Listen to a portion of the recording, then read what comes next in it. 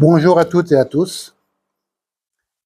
Aujourd'hui, j'aimerais revenir sur l'une des phrases les plus célèbres de l'histoire de France, que pratiquement tout le monde en connaît ou a entendu au moins une fois dans sa vie. Tuez-les tous, Dieu reconnaîtra les siens. On la retrouve dans de nombreux livres, dans des films, des documentaires, et elle est presque toujours présentée comme une certitude. Pourtant, les historiens aujourd'hui sont beaucoup plus prudents. Cette phrase est traditionnellement attribuée à Arnaud Amaury, le légat du pape, au moment de la prise de Béziers le 22 juillet 1209. Les croisés auraient demandé comment reconnaître les Cathares parmi les habitants de la ville.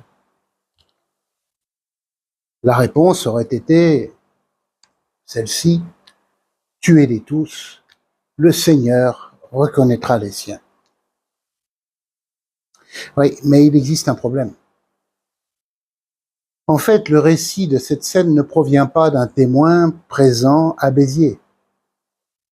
Il apparaît plusieurs années plus tard sous la plume du moine cistercien Césaire de Eysterbach, sous la formule latine, je vais y arriver, Cae dite eos novit enim dominus qui sunt eius, que l'on traduit généralement par tuez-les, le Seigneur reconnaîtra les siens.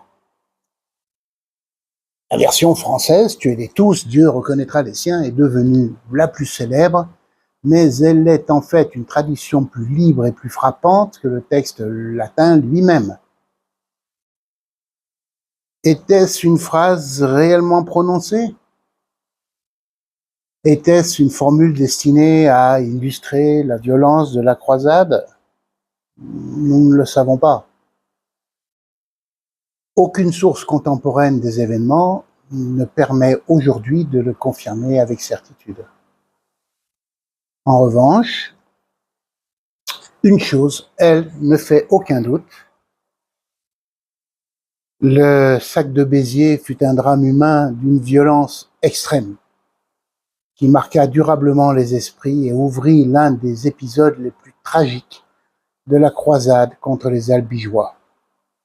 20 000 morts en un jour. Au fond, cette phrase est peut-être devenue célèbre, non pas parce que nous savons qu'elle a été prononcée, mais parce qu'elle résume à elle seule l'horreur que les générations suivantes ont associée à cette journée. Et c'est cela aussi le travail de l'historien.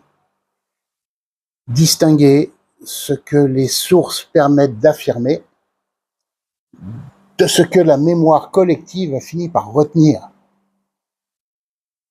Merci encore une fois de m'avoir écouté. Et je vous donne rendez-vous très bientôt pour une nouvelle page de notre histoire. En attendant, vous pouvez toujours découvrir le livre dont je parle aujourd'hui, L'ombre de Montségur, le dernier cathare. Je vous souhaite une belle lecture. À bientôt.